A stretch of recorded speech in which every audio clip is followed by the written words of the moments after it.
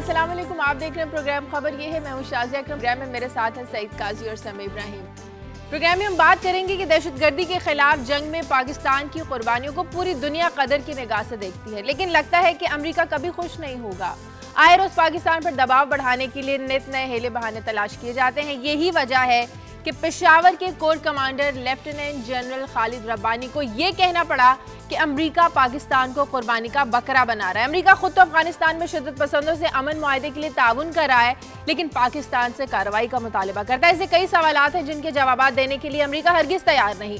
मसलन ड्रोन हमले क्यों बंद नहीं किए जाते, पाकिस्तान से हर बार डू मोर का मुतालिबा क्यों किया जाता है, आखिर कब तक पाकिस्तान को मजीद कुर्बानियां ऐसे ही देना पड़ेंगी। इस पर बात करेंगे। साथ ही हम बात करेंगे कि वफाकी हुकूमत की जानिब से वाजिबात की अदायगियों की यकीन दहानी पर IPPs ने डेडलाइन तो वापस ले ली है, लेकिन अगर ये मामला हल ना हुआ तो पाकिस्तान सॉवरेन डिफॉल्ट कर जाएगा। इसके नताइज क्या होंगे, और इस पर बात करेंगे एक ब्रेक के बाद। और साथ ही हमारे साथ नुमाइंदे होंगे सखर से एकर रिजवी, और ब्रेक के बाद आपकी लाइव कॉल्स भी लेंगे, आपकी भेजी गई ईमेल्स भी शेयर करेंगे आपके साथ सईद काजी और समी इब्राहिम से। आज की अहम खबरें भी लेंगे एक ब्रेक के बाद।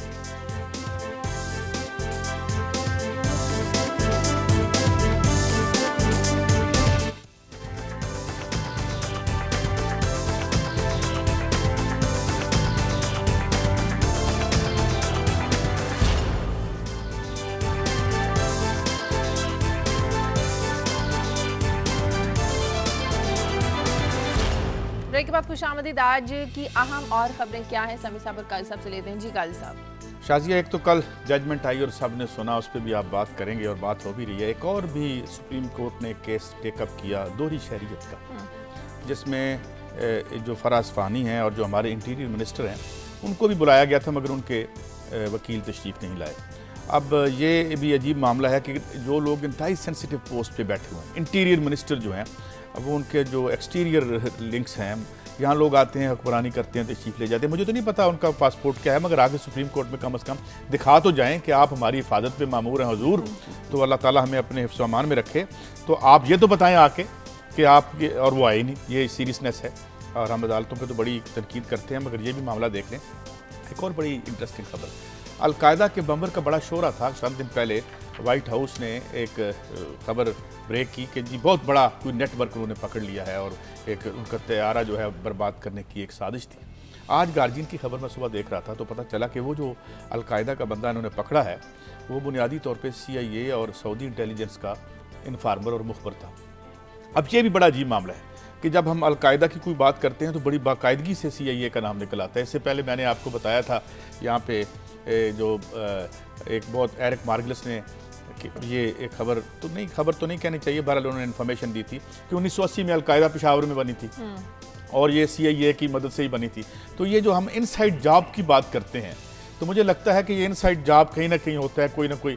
ये बड़ी इंटरेस्टिंग खबर है, इस पर हम गुफ्तगू करेंगे। और दूसरी खबर भी है तो आलमी हवाले से, मगर इसमें हमें, इस आईने में हमें अपनी शक्ल भी नज़र आ सकती है। यूनान में जो इलेक्शन हुए हैं, वहाँ की जो दो मेन स्ट्रीम पार्टीज थी, यूँ समझ जो उनकी पीपल्स पार्टी थी, जो उनकी मुस्लिम लीग थी, उसको अवाम ने रिजेक्ट कर दिया और कुछ लेफ्ट की पार्टियों को वोट दिए और कुछ छोटे जो ग्रुप्स थे उनको वोट दिया। अब ये वहाँ पे यानी आपका मतलब कहने का ये है कि इधर भी इमरान खान का चास बन रहा है, दो बड़ी पार्टियां हट जाएंगी और बीच में से इमरान खान वो पोजीशन नहीं ले रहे जो वहाँ जीतने वाली पार्टियों ने पोजीशनें ली थी। और मैं ये अर्ज कर रहा हूँ कि उनका जो एक सायरिजा नामी पार्टी है वो सामने आया और उन्होंने कहा कि जी ये जो यूरोपियन यूनियन के साथ हमारी लड़ाई हो रही थी और ये जो प्लेजेस थी और जो हम अपने अवाम को बर्बाद कर रहे थे, ये हम नहीं करेंगे, जिससे एक खलबली मच गई। और सेंट्रल बैंक जो है यूरोप का, उसने कहा है कि अब हमें रास्ता दिखाना पड़ेगा, यूनान को बाहर निकालना पड़ेगा। मगर कहानी यहाँ नहीं रुकेगी, क्योंकि यूनान नुक्ता आगाज़ है एक निज़ाम की जो एक ज़ुबूहाली और बर्बादी का। इससे आगे कहानी कहाँ जाएगी, इस पर आज बात करें। सही शमी साहब,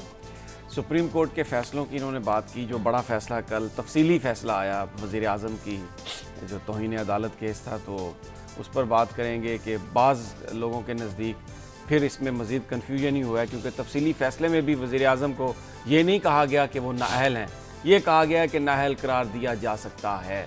एक पॉसिबिलिटी बनाई है, यानी गोया कि जो एक इंटरप्रिटेशन का काम है अदालतों का, चीज़ों के हवाले से चीज़ों के वो धुंध को ख़त्म करें और वाज़े तौर पर सामने ले आएँ, वो नहीं हो सका। और फिर एक इजाफी नोट भी आया काजी साहब जस्टिस आसफ सईद खोसा का, जिसमें उन्होंने बड़ी शेर व शायरी की है और उस शेर व शायरी, कुछ लोगों का ख्याल है कि उन्होंने कौम को आईना दिखाया, कुछ लोग ये कहते हैं कि खुद तो इतनी उनमें हिम्मत नहीं थी कि वो कोई वाज़ेह तौर पर फैसला कर सकते, लेकिन सारा दी मिसाल, लेकिन सारा जो मलबा है वो पाकिस्तान की आवाम पर डाल दिया। पता नहीं बेचारे आवाम को किस चीज़ की सज़ा मिली है कि उनको ये भी कह दिया गया उस एक शेर में कि ये कमीनगी और शराफत में भी तमीज़ नहीं कर सकते। तो बड़ा तरस आता है ऐसी कौम पर।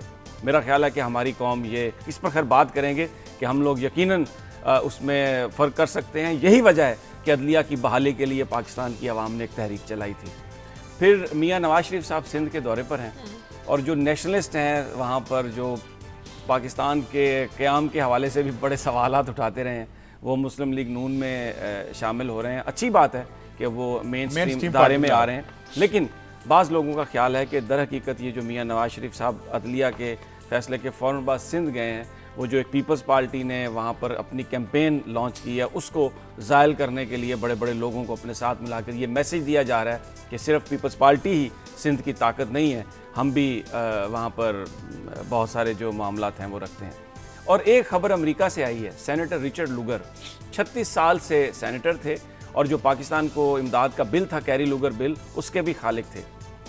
अपने पार्टी इलेक्शन हार गए हैं, यानी जो सेनेट का इलेक्शन लड़ने से कबल पार्टी नॉमिनेशन लेनी थी वो इलेक्शन हार गए हैं। तो मैं एक हमेशा बात करता हूं कि अगर पार्टी के अंदर वर्कर्स या लोग खड़े हो जाएं तो चाहे सियासतदान कितना भी बाअसर हो, कितना वेटरन हो, पुराना हो, उसको शिकस्त देकर नए चेहरों को लाया जा सकता है। अगर काजी साहब ने आज मौका दिया तो इस पर जरूर बात मेरा इस पर तो इत्तफाक है आपसे, चेहरे बदल जाते हैं, क्लास नहीं बदलती और उनके जो वारदात है वो नहीं बदलती। चलें, अगर आज चेहरे बदल सकते हैं तो कल इंशाल्लाह क्लास भी बदल जाएगी, उम्मीद रखनी चाहिए। उस कल के इंतजार में तो अब हम और खबरें बस ये आज इन चीज़ों पर। लेकिन सबसे पहले आज हमने बात करनी है पेशावर के core commander lieutenant general Khalid Rabbani ने जो बयान दिया है कि अमेरिका पाकिस्तान को कुर्बानी का बकरा बना रहा है। उधर सरहद के उस पार आप शिद्दत पसंदों से मुज़ाकरात की बात करते हैं, हमसे कार्रवाई का मुतालिबा क्यों किया जाता है? ऐसे तनाजुर में ये बयान इस बात की अक्कासी करता है कि हम मज़ीद डूमोर का मुतालिबा नहीं मानने वाले हैं। नहीं, इसमें जो जनरल खालिद रब्बानी ने जो स्टेटमेंट दी है ना, वो उसको ये देखना बहुत ज़रूरी है कि कल जनरल क़यानी भी पेशावर में थे और फिर उनके जनरल खालिद रब्बानी की बाद में गुफ्तगू सामने आई और जो हिलरी क्लिंटन अमेरिकी सेक्रेटरी ख़ारजा हैं वो इंडिया के दौरे पर हैं, मुख्तलिफ बयानात दाग रही हैं, तो गालिबन उस हवाले से एक जवाब देने की कोशिश की है और सूरत हाल को वाज़ेह किया है जनरल खालिद रब्बानी ने कि देखें, आप अफ़गानिस्तान के अंदर तो तमाम जो ग्रुप्स हैं उनके साथ आप मुज़ाकरात कर रहे हैं, हमें आप ये कह रहे हैं कि जी आप डिस्क्रिमिनेट करें, आप इससे भी ना मिलें, आप इससे भी ना बात करें। इसका जो असल जो मामला है शाजिया वो ये हुआ है कि अमेरिका ने अफ़गानिस्तान के साथ एक स्ट्रेटेजिक एग्रीमेंट किया, जिसके बाद वो अब 2014 को जब सारे ट्रूप्स विड्रॉल हो जाएंगे तो भी 10 साल के लिए कम से कम अमेरिकी वहाँ पर मौजूद होंगे। ये उन्होंने किया क्यों है स्ट्रेटेजिक एग्रीमेंट? बेसिकली वो जो अफ़गान ग्रुप्स जिनके साथ रिकन्सिलिएशन हो रही है उनको ये मैसेज दिया है कि आप ये मत समझें कि 2014 के बाद हम चले जाएंगे और यहाँ पर जो गवर्नमेंट होगी वो आपके रहमो करम पर होगी, तो हम यहाँ पर मौजूद होंगे। अपनी ताकत बढ़ाई है, या हामिद करज़ई साहब की ताकत बढ़ाई है कि वो जो मुख्तलिफ ग्रुप्स हैं उनके साथ वो मुज़ाकरात कर सके, मैसेज दिए। और साथ ही जो प्रो पाकिस्तान ग्रुप्स थे उनको ये पैगाम दिया और कुछ लोग ये कहते हैं कि पाकिस्तानी एस्टेब्लिशमेंट को भी ये पैगाम दिया कि आप ये मत समझें कि जैसे तालिबान ने अफ़गानिस्तान पर टेक ओवर कर लिया था, अब 2014 के बाद आप टेक ओवर कर सकेंगे, क्योंकि अब अफगानिस्तान की जो सिक्योरिटी है वो अमेरिका और अफगान सिक्योरिटी फोर्सेस का मुश्तरका अमल होगा। अफगान सिक्योरिटी खुद इस काबिल नहीं कि अमेरिका अगर सारी फौजें वहां से चली जाती तो खुद अपने हालात को नहीं, अभी इस वक्त तो उनकी कोई सूरत हाल नहीं है, वो अपने मुल्क में अमन कायम नहीं कर सकते, तो किसी दूसरे जानब से वो अगर कोई एग्रेशन हो तो उसको क्या वो बचा सकेंगे। तो बेसिकली जो इस वक्त पॉलिटिक्स हो रही है ना इंटरनेशनली, उससे हमें काजी साहब हमें एक डिस्कनेक्ट में नजर आते हैं। हमारे यहाँ जो सियासत है पाकिस्तान के अंदर वो खारजा अमूर पर की जा रही है, हालांकि ये नेशनल सिक्योरिटी के मामलात हैं। इस पर आप ये देखें कि जो पूरी दुनिया है वो क्या करने जा रही है हमारे साथ, किस तरीके से हमारी ताकत कम होती जा रही है, हम बिल्कुल मार्जिनलाइज हो गए हैं। इन हालात में ये एक ऐसी हिकमत अमली की ज़रूरत है जिसमें पाकिस्तान की अस्करी क़यादत और पाकिस्तान की जो पॉलिटिकल एलीट है वो मिले और इसके साथ उनकी अप्रोच ऐसे हो कि जो पूरी दुनिया के साथ मामलात को हल करना चाहिए, ना कि आप सीधा एक कन्फ्रंटेशन के लिए चले जाएं। पाकिस्तान की मिलिट्री क़यादत और पॉलिटिकल एलीट ने ख़ास तौर पर मिलिट्री क़यादत और जो कोल्ड वार में थी उसने तो हमें इस मुकाम पे पहुंचाया है। अब अल्लाह करे ये कुछ बेहतर कर लें। रही बात अमेरिका ने हमें ये कह रहा है कि हम आपको यहाँ हुक्मरानी नहीं करने देंगे, उसके महल पे 3 जगह से, महल के बाहर से वो रॉकेट बरसाते रहे, और उनको अपने महल में करजई साहब को सिक्योर करना पड़ा कि जी कहीं यही यहीं ना मारे जाएं। अभी एक आखिरी नक्शा जो था नेटो का, मैंने, बहुत साल पुरानी बात है, जिसमें 2 तिहाई अफगानिस्तान पे उनकी कोई हुकूमत नहीं है अमेरिका की। किबला हामिद करजई साहब एक कदम बाहर नहीं रख सकते अमेरिकन अपने जो गार्ड्स हैं उनके बगैर। अभी लास्ट टाइम जो अटैक किया कि उनको औकात बताई उन्होंने अमेरिका की, वहाँ जाके उन्होंने कि भाई हम किसी जगह भी आपको हिट कर सकते हैं। उनकी डिप्लोमेटिक एनक्लेव पे उन्होंने हमले किए। उन दिनों हमारा भी एक वफद वहाँ पे मौजूद था, कुछ गए हुए थे लोग। तो बात यह है कि हुक्मरानी तो वहाँ किसी की नहीं है। हाँ, ये कह लें जिस तरह वो होता है ना, एक स्पाइल्ड चाइल्ड होता है ना, आप खेलेंगे ना हम खेलने देंगे आपको, कि यहाँ पे हम जिस तरह उन्होंने इराक में किया। अब इराक में क्या है, इराक का वाइस प्रेसिडेंट तो वैसे ही एब्सकॉन्डर है, गालबन कतर में या कहीं और बैठा हुआ है, जिंदगी नीचे बर्बाद है। जो जिंदगी सद्दाम जैसे डिक्टेटर के दौर में थी, सिर्फ 9% बेरोजगारी थी वहाँ पे, ये 70% तक भी गई है। अब वहाँ का इंफ्रास्ट्रक्चर, एक आम, इराक एक अमीर मुल्क था, इराक की एक इराकी जो दिनार या जो भी उनकी करेंसी थी वो बड़ी स्ट्रांग थी। हर चंद, I am not supporting Saddam, he was a dictator, लेकिन आज अगर देखे मुड़ के तो वहाँ उन्होंने क्या असर कर दिया। एक साहब मुझे कहने लगे, देखिए जी अमेरिका चला जाएगा तो यहाँ क्या बनेगा पीछे। भाई अमेरिका की मौजूदगी में क्या बन रहा है? दाता दरबार से लेके अफगानिस्तान तक हर जगह तो धमाके हो रहे हैं इनकी प्रेजेंस की वजह से। तो मैं समझता हूँ कि ये देखें आप, ये बात बिल्कुल दुरुस्त है कि अमेरिका यहाँ पर अपने मफादात के तहफ़्फ़ुज़ के लिए आया है और उसी को वो करेगा। मैं ये अर्ज़ कर रहा हूँ काजी साहब कि ये जो आपने जो बातें कही हैं वो सारी दुरुस्त बातें हैं इराक़ के तनाजुर में, पाकिस्तान के तनाजुर में, लेकिन हमें आगे करना क्या है? क्या ये सोचना हमारे अकाबरीन का काम है कि क्या हम इसी कन्फ्रंटेशन में रहेंगे या हमने इससे निकलने की बात करनी है? हमारी आवाम को फ़ायदा किस में है? अगर पहले माजी में गलतियां होती रही तो क्या इसका यह मतलब थोड़ी है कि आप उन गलतियों को दोहराते रहें? ठीक है, अब क्या गलती हम ना करें? अब बुनियादी तौर पर हम आइसोलेशन में तो नहीं रह सकते ना। एक मामला है, आपने नेटो सप्लाई रोक क्या हमें कन्फ्रंट करना चाहिए हिलरी क्लिंटन को डू मोर के इशू पे या नहीं? Let's be more concrete. हमें ना सिर्फ उन्हें कन्फ्रंट करना चाहिए, उसके साथ क्या हमें उन्हें यह कहना चाहिए कि हुजूर हम यहाँ मिलिट्री एक्शन जो है आपकी मर्जी पे, जिस तरह कल कोर कमांडर पेशावर ने कहा कि हम करेंगे अपने वक्त पे करेंगे, ये कहना, यही कहना चाहिए। सारे सवाल कर लें तो फिर मैं जवाब ये बता दें, यही कहना चाहिए। नहीं करने देते ना, मैं बीच ये में कह रहा हूं कि भाई आप दो बातें करें। आप एक बात तो ये करें कि जी हम आइसोलेशन में नहीं रह सकते, इसका मतलब हम दोबारा हिलरी क्लिंटन के आगे लेट जाएं। ये इसका मतलब ये नहीं है। फिर इसका मतलब आगे लेटना इसका मतलब नहीं है। इसका मतलब ये है कि हमारे एक वाज़े पॉलिसी बना के, तो हमें ये जो इस तरह का जो निशान है ना कि जी फलां बंदा उस पर माफ़ी मांगे तो हम उस पर ये करेंगे। जो ताल्लुकात हैं उसमें बुनियादी तौर पर यह देखना है कि दोनों आवाम को फ़ायदा किस में है। हमारे आवाम को फ़ायदा इसमें है कि यहाँ पर इस वक्त लोड शेडिंग का मसला हल हो, इस वक्त यहाँ पर लोगों को रोटी मिले, लोगों को जो रोज़गार मिले, अनएम्प्लॉयमेंट ख़त्म हो। उसके लिए हमें अगर पूरी दुनिया से मिलना है साथ हमें उनके, क्योंकि ये ग्लोबल इकोनॉमी है, आइसोलेशन में जाके बेहतर नहीं हो सकती। कन्फ्रंटेशन जो है उसको हम अफोर्ड नहीं कर सकते। हमें बिल्कुल जो हमारे मफादात हैं, सीधी सी बात है कि जो तालिबान हमारे ग्रुप हैं उनके साथ हमें मुज़ाकरात करने चाहिए, हमारे मुल्क में अमन होना चाहिए। और ये जो इस किस्म की जो शराइत है, ड्रोन हमले होते रहेंगे, अमन कायम हो सकता है? ड्रोन हमले आप रोकें, कैसे रोकें? यूनाइटेड नेशन में जाएं, फोरम है उसका, यूनाइटेड नेशन में जाएं। अगर आपके मुल्क की सॉवरेनिटी मुतासर हो रही है तो बजाय इसके कि आप पाकिस्तान के अंदर लॉन्ग मार्च करें, और पाकिस्तान की पार्लियामेंट ने करारदादें दे दी, अब उसके बाद जरूरत इस बात की है कि आप यूनाइटेड नेशन का फोरम यूज करें। आप जाकर बताएं अमेरिका को कि आप हमारी सॉवरेनिटी की मुदाखलत कर रहे हैं, वो तो आप नहीं कर रहे। बाकी के मसले हल करा दिए, फलस्तीन का मसला तो फिर कैसे हल करेंगे मुझे बताएं। आप लड़ेंगे? जी मैं आपको बताता हूं। आप चाहते हैं कि और लोग जो है वो खत्म हो जाए या मुल्क बर्बाद हो जाए? लड़ने का मतलब ये नहीं होता कि मुल्कों के माबैन आप मुझे पकड़ने गिरबान या मैं हमला कर दें। हमला कर, गिरबान की क्या बात है? वो तो ड्रोन हमले हो रहे हैं, लोग मर रहे हैं। अर्ज करता हूं, मैंने कल 2 मिसालें दी थी, दोबारा दोहराता हूं। इसी ग्लोब पर बोलीविया ने अपने, जब रेशा दवानियां हो रही थी, उसके खिलाफ कू हो रहा था, उसने सफीर को कहा तुम चले जाओ। उसको किसी ने कुछ नहीं मारा। उसकी कौम की हालत पिछले 5, 6, 10 सालों में बहुत बेहतर हुई है। उसने जंग नहीं की, उसके पास एटम बम भी नहीं है, उसके पास तो ऐसी फौज भी नहीं है कि वो अमेरिका की तरफ देख के इशारा कर सके, मगर उसके साथ अवाम है। उसकी बोलीविया की इतनी जियोग्राफिकल कोई इतनी इंपॉर्टेंस नहीं है इस वक्त। पूरे अमेरिका की जो सदारती पॉलिटिक्स है वो यहाँ पर है। वेनेजुएला की है, वेनेजुएला छोटा 5वां बड़ा, उसके पास तेल का जखीरा है। वेनेजुएला या बोलीविया नहीं, अपनी रियलिटीज में जिंदा रहना है। काजी साहब, आप कहां से बोलीविया लेके आ गए यहाँ पे? जंग अफगानिस्तान में हो रही है, पे रहते हैं, मरीख पे रहते हैं, यहीं रहते हैं ना, ओ भाई इकोनॉमिक सिस्टम में रहते हैं। लड़ाई यहाँ पर हो रही है, बोलीविया में नहीं हो रही, अफगानिस्तान में हो रही है। आप नेशन स्टेट से बाहर नहीं निकले, अफगानिस्तान में आप नेशन स्टेट से नहीं बाहर निकले। अच्छा, मुझे एक कॉलर ले लेते, तारिक है फैसलाबाद से। हेलो, अस्सलाम वालेकुम जी। अस्सलाम वालेकुम जी। तारिक समी साहब हैं जी? जी हैं, जी बिल्कुल हैं। जी तारिक साहब। समी साहब, जी तारिक जी साहब। जी बात कीजिए।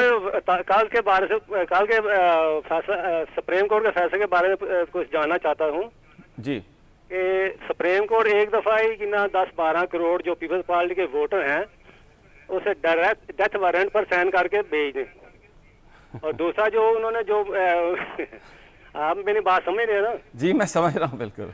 मैंने और जो दूसरा जो है उन्होंने खाना जंगी के दाने पर ला खड़ा किया है इस एक छोटे से फैसले ने।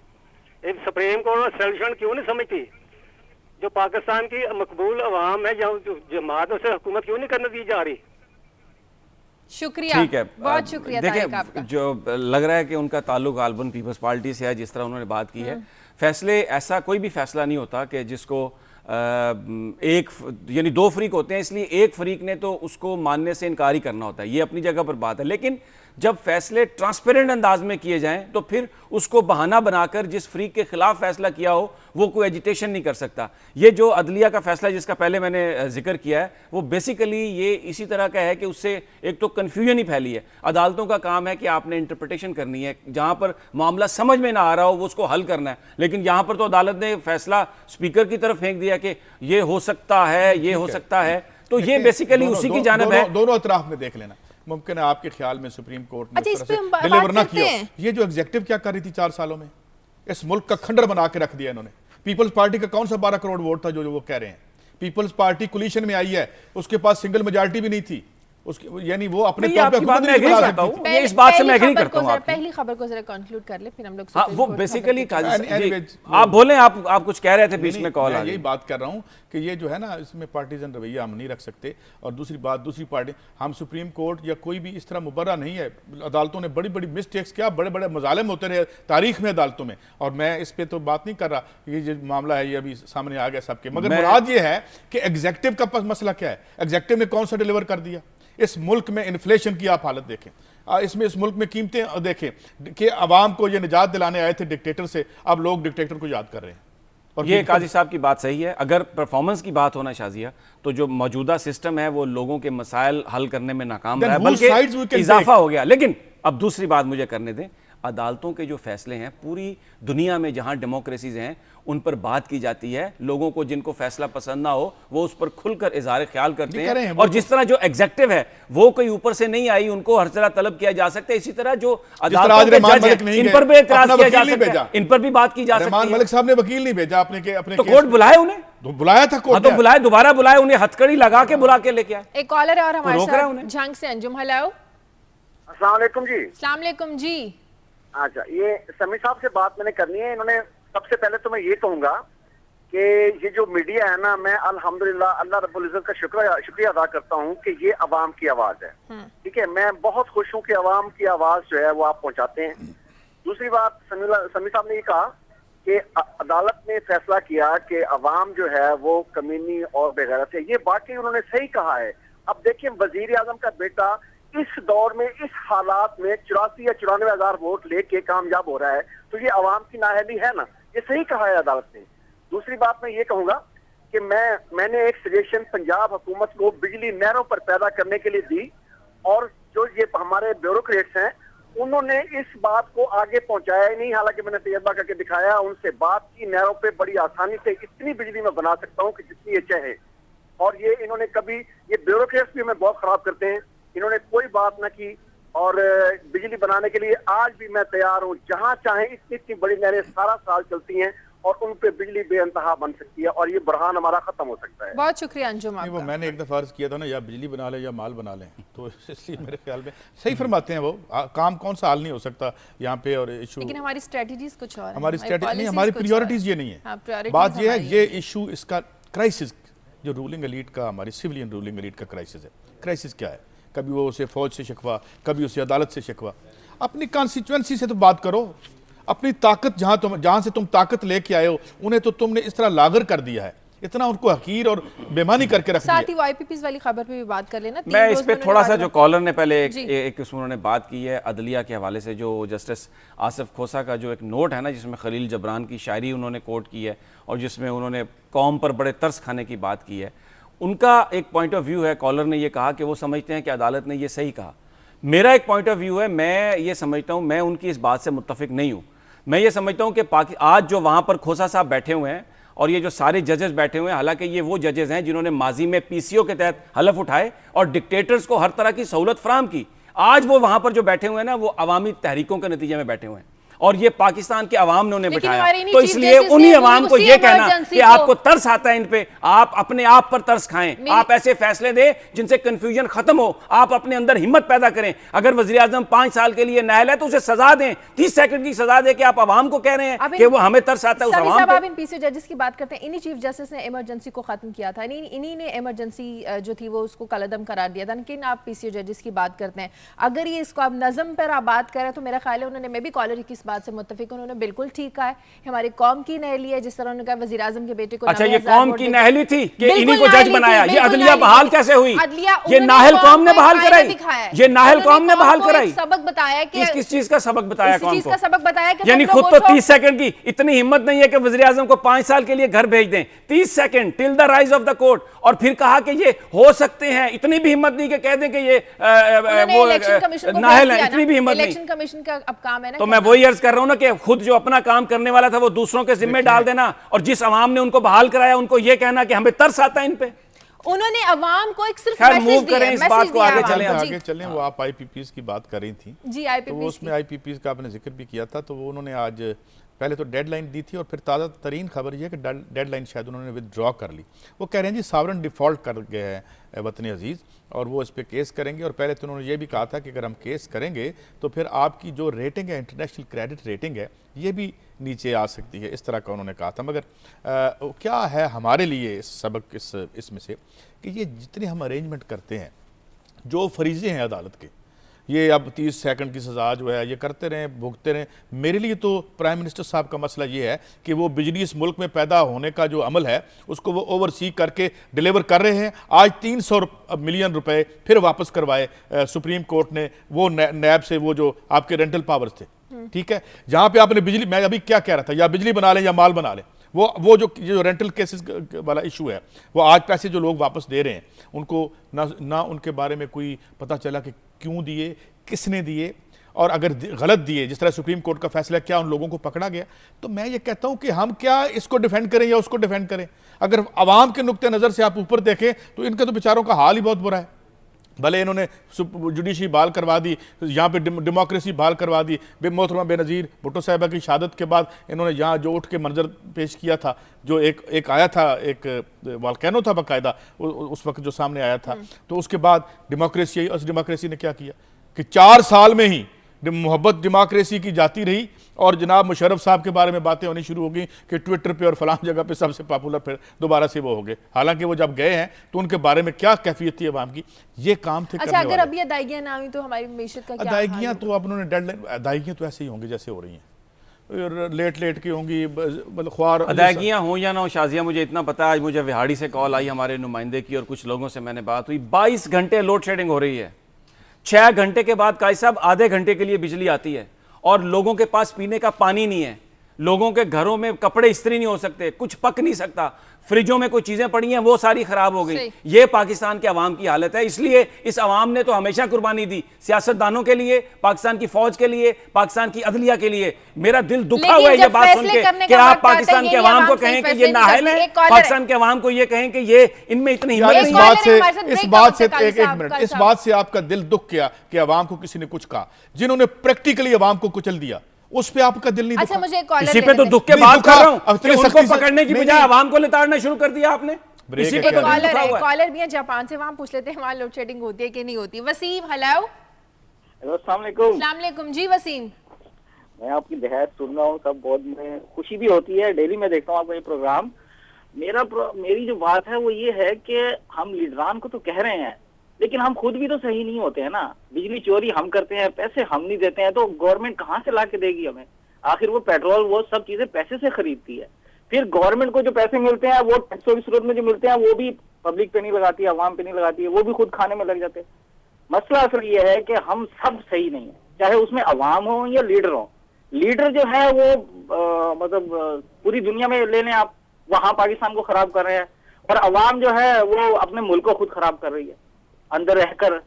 वो बाहर जाके सही। करना है, अच्छा, हम लोग मैं अंदर रह सिर्फ के ये ब्रेक के क्योंकि बाद करेंगे। हाँ नहीं ब्रेक तो हम खत्म हो ये जाएगी, हम इनका सबको जवाब मैं खुद अभी ही देना होना चाहता हूँ, चाहिए। मैं ना जवाब दूसरों अभी की देना, तरफ उंगली- जी मैं सिर्फ ये कहना चाहता हूं कि ये जो आपने बात की ना बिजली चोरी की, ये बिजली चोरी बड़ा इंडस्ट्रियलिस्ट कर रहा है, बड़ा दुकानदार कर रहा है, जो गरीब आदमी जिसके घर में रोटी नहीं, जिसकी हम बात कर रहे हैं, जो करोड़ों में है, उनमें इतनी हिम्मत नहीं, अगर वो कुंडा लगाएं तो पुलिस वाले उन्हें पकड़ के ले जाएंगे। यहां पर जिन जिन लोगों को कहा जा रहा है कि वो खराबी के मुर्तकब हैं, वो बेचारे खराबी के मुर्तकब नहीं है मेरे भाई, यही मैं अर्ज करने की कोशिश कर रहा हूं। बहुत शुक्रिया वसीम, आपका वक्त तो एक ब्रेक का, ब्रेक के बाद आपकी मजीद लाइव कॉल्स लेंगे। Take a break.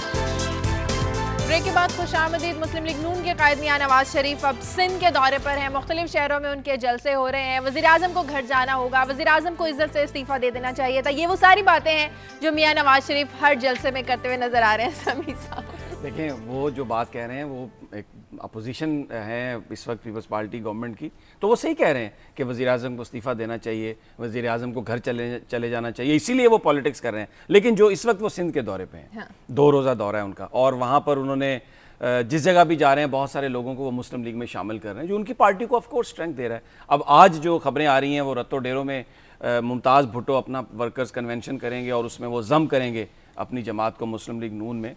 Mumtaz Bhutto वो एक पहले नेशनलिस्ट पॉलिटिक्स करते रहे, अच्छी बात है कि ये इस तरह के जो सियासतदान हैं आप उन्हें लेके आ रहे हैं कौमी धारे में, लेकिन इस बात की नहायत अहमियत है कि आप ये ज़रूर आवाम को इस हवाले से एतमाद में लें कि इन लोगों के साथ आपका पॉलिटिकल एग्रीमेंट क्या है।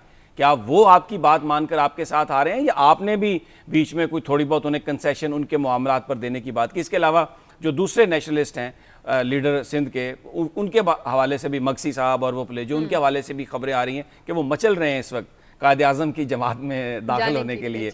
और जो सियासी मुबस्सिरीन कहते हैं कि मियां नवाज शरीफ साहब ने सिंध इसलिए चुना कि अदालती फैसलों के बाद जो सबसे बड़ा रिएक्शन आया था वो सिंध में आया था, तो एक बड़ा स्ट्रॉन्ग होल्ड कंसिडर किया जाता है पीपल्स पार्टी। तो मियां साहब ये देना चाहते हैं तासुर वहाँ पर बड़े बड़े जलसे करके और लोगों को अपने साथ मिला करके देखें सिंध में घबराने की जरूरत नहीं है, सिर्फ पीपल्स पार्टी वाहिद सियासी कुव्वत नहीं है, हम भी वहाँ पर एग्जिस्ट करते हैं। इनका बड़ा रिएक्शन आया था, मैं तो सहाफत में ही हूँ, रोज़ाना अखबार भी पढ़ता हूँ, मैंने नहीं देखा कोई 15-20 लाख आदमी सड़कों पे निकल आया हो। आलम यह है पीपल्स पार्टी का कि सिंध में अभी तक जलसा आम नहीं कर सकी। एक प्रोटेक्टेड जगह पे जाके एक तकरीर होती है जिसमें सिलेक्टिव लोग होते हैं। हाँ। और होता ये है, ये अब सिंध नेशनलिस्टों को साथ मिला रहे हैं, चलें अच्छी बात है मिला रहे हैं, वो सिंध कार्ड लेके आ जाते हैं। सिंधियों का काम कोई नहीं करना, उनकी गुर्बत, उनकी बर्बादी, वो जो सैलाब से उनके साथ हशर हुआ है उस पर कोई बात नहीं है। ये सारी बातें की है ना, अपनी सियासत करें, इधर मिला लें उधर मिला लें, सिंध कार्ड निकाल लें, तो ये बेमानी। एक कॉलर है पिंडी से हमारे साथ, याकूब। हेलो जी। अस्सलाम वालेकुम जी। वालेकुम जी। मेरा नाम याकूब नहीं सैमुअल याकूब है। गो के 18वीं तरमीम में हमें माइनॉरिटीज को तो बड़ा डिग्रेड किया गया है कि हमें बिल्कुल ही हर चीज से महरूम कर दिया है। अगर आप भी मुझे पाकिस्तानी भाई समझते हैं तो मेरी बात को जरा देखिएगा कि इतनी कंफ्यूजन मीडिया ने हर चीज को सामने लाए है।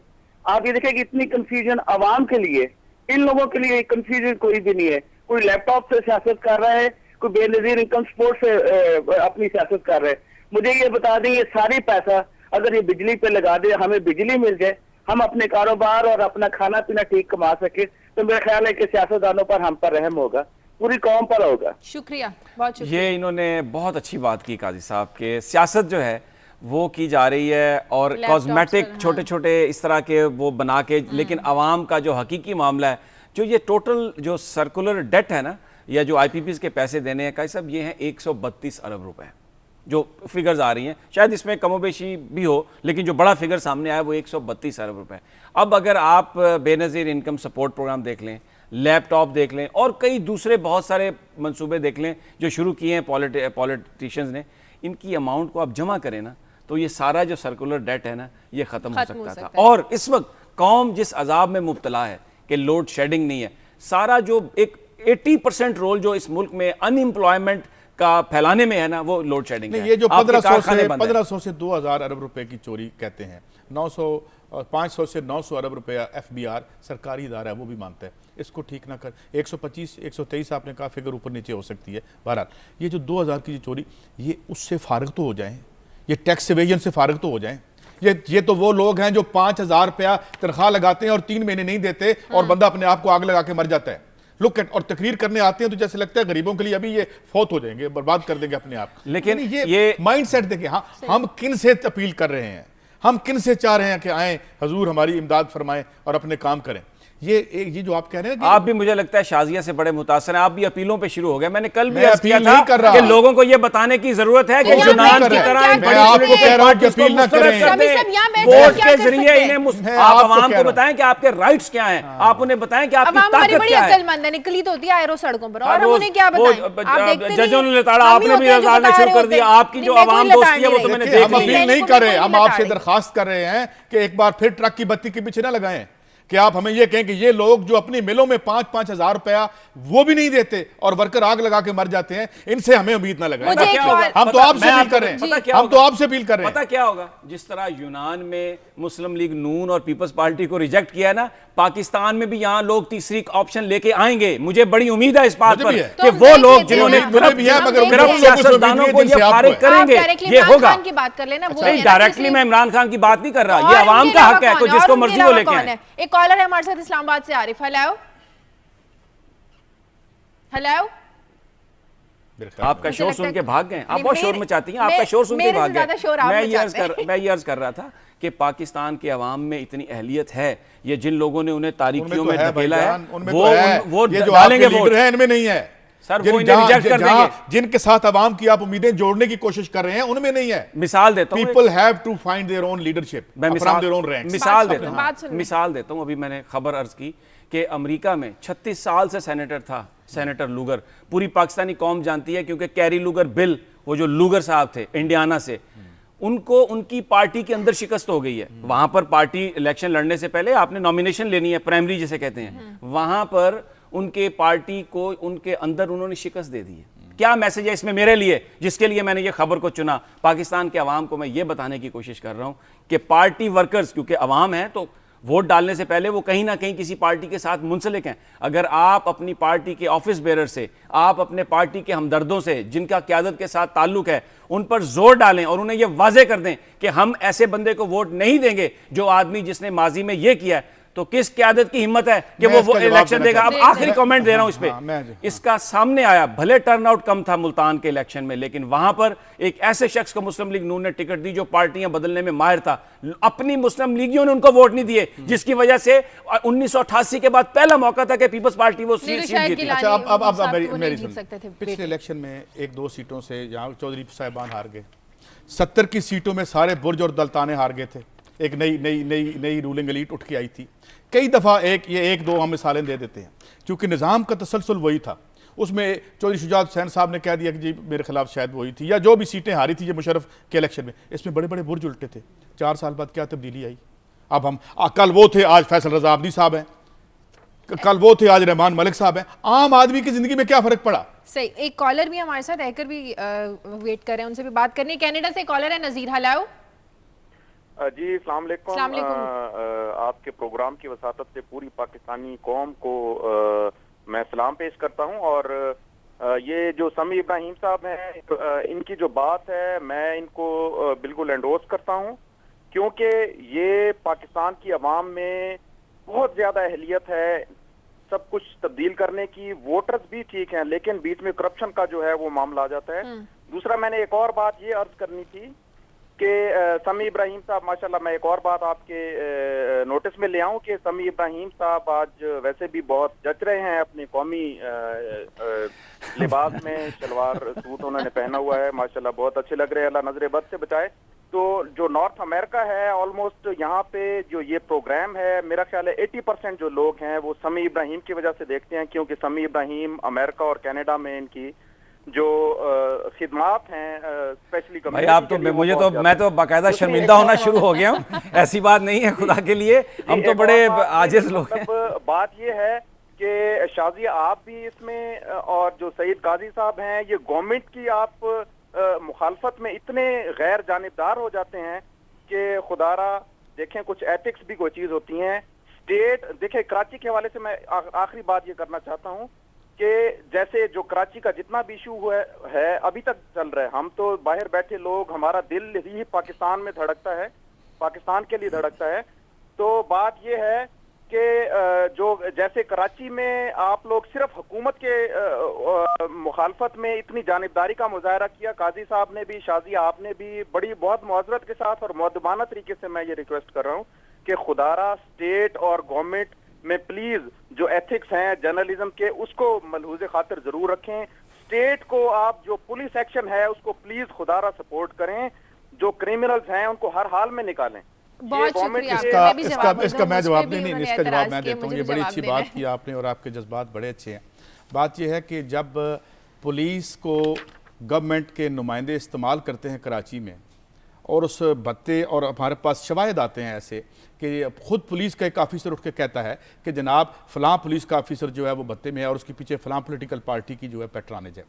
जब एक हुकूमत इतनी जानबदार हो जाती है in the favour of cartels and anti people कि लोगों पे वो कीमत का बोझ डालती है, IMF वर्ल्ड बैंक का बोझ डालती है, हर एंटी पीपल पॉलिसी बनाती है, तो फिर हम इनके कसीदे कैसे गए? हजूर हमें बताए ना, हम इनके कसीदे कैसे गए जब माएँ अपने बच्चों को फेंक के ट्रेनों के आगे खुदकुशियां कर रही हों, जब वर्कर अपने आप को फैक्ट्रियों में आग लगा रहे हों, तो हम कहें वेरी गुड जनाब, बहुत अच्छा आपने किया। इसमें मेरे ख्याल में थोड़ा सा, और मेरा नहीं ख्याल पुलिस के किरदार को हमने कभी नेगेटिवली बात की है। जो होता है वो दिखाते हैं, जो आपको नज़र आता है वही नज़र आता है जो वहाँ पर हो रहा होता है, और इखलाकियात से हटकर मेरा नहीं ख्याल कभी हमने अपने प्रोग्राम में कभी बात की। और जो हुकूमत की हमारी परफॉर्मेंस है, हमारे सरबराहानों की, हमारे अकाबरीन की परफॉर्मेंस है, वो आप सबके सामने मुल्क से बाहर बैठे बातें करना बहुत आसान है। आप कभी इधर आकर देखें तो शायद आपको हालात का पता चले। हमारे साथ है, उनसे बात करते हैं। रिजवी मुस्लिम लीग नून के कायद मियां नवाज शरीफ दौरे पर हैं सिंध के, किस तरह का रिस्पांस मिल रहा है उन्हें वहां पर? जी फिलहाल तो हमारे पास जो सामने नज़र आ रहा है वो बिल्कुल पॉजिटिव रिस्पांस है, उनके लिए बहुत बड़ा रिस्पांस है।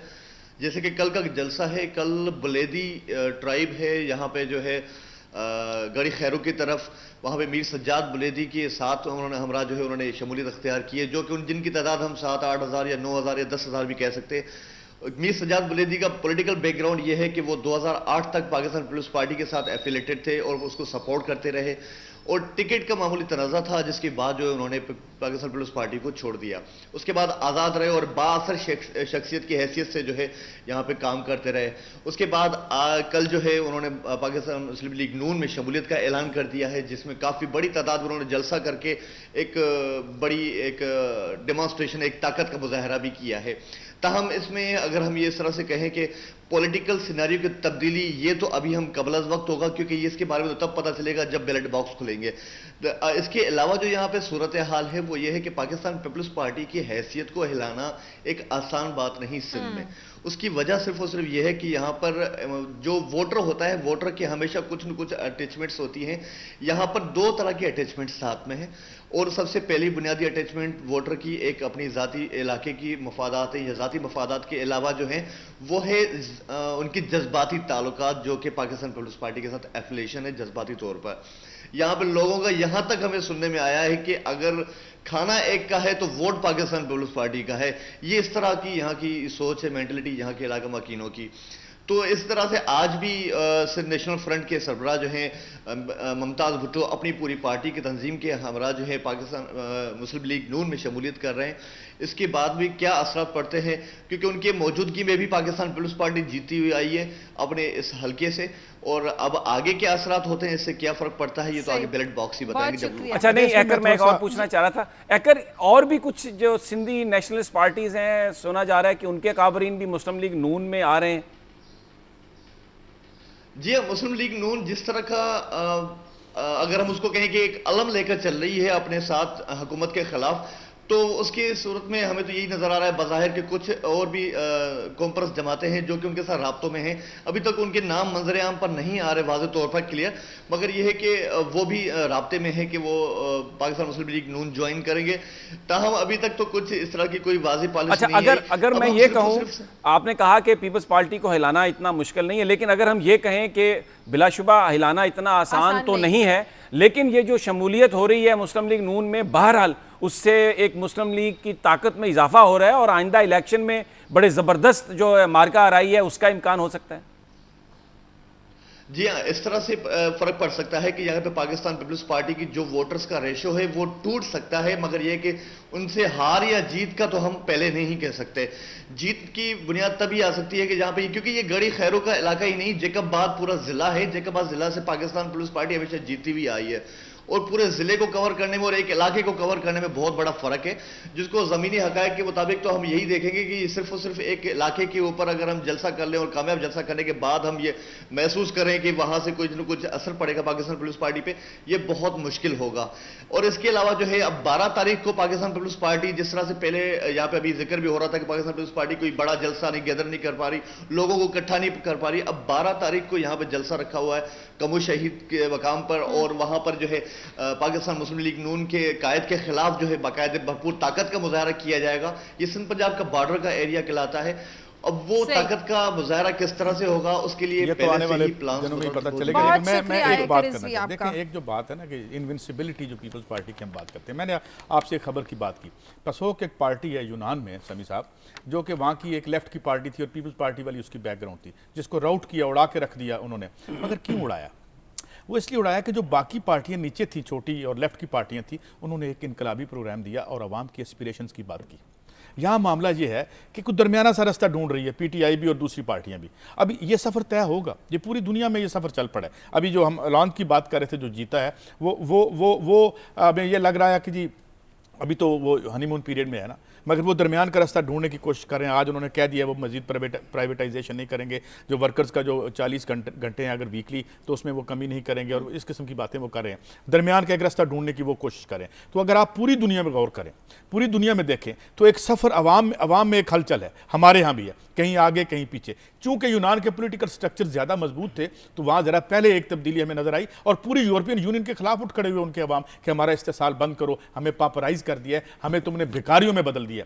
यहाँ पे मामला क्या है? यहाँ पे मामला यह है कि मेन स्ट्रीम जितनी पार्टियां मनसा शहूद पे या सामने मौजूद हैं, वो कोई ऐसा इनकलाबी प्रोग्राम नहीं दे रही, आवाम की बात नहीं कर रही। वो बस वो लंबा सा हाँ शुरू होगा, एक प्रोसेस शुरू करेंगे, ये कर देंगे, कंक्रीट बात कोई नहीं कर रहा। मैं आज भी कहता हूँ, मेन स्ट्रीम पार्टीज में अगर कोई कंक्रीट बात करे आके कि जनाब ये आपके राइट्स हैं, ये हम इंश्योर करेंगे, आपके रोजगार का ये मामला होगा, आपकी जो सेहत का मामला ये होगा, आपकी तालीम का मामला ये होगा, तो आप देखेंगे लोग कैसे पीछे जाते हैं। तो लोग, मैं ये नहीं कह रहा हूँ, मैं ये एग्री नहीं करता कि अवाम इस मुल्क के जो हैं वो बुरे हैं, या अवाम क्या बुरे हैं, वो 80% तो वोट डालने नहीं आते। जवाब दे दिया टक्का सा उन्होंने आपको मुल्तान की कॉन्स्टिट्यूंसी कि जाओ भाई माफ़ कर दो, हम नहीं आएंगे आपके पास, क्योंकि हमारा आपसे इतमाद उठ चुका है। मगर ये यहाँ कैफियत रुकेगी नहीं, ये आगे जाएगी, और कोई ना कोई पोलिटिकल स्ट्रक्चर आपको नजर आएंगे, जैसे आप पूरी दुनिया में देख रहे हैं कि सामने आ रहे हैं। एक कॉलर है इस्लामाबाद से हमारे साथ, आरिफ। हेलो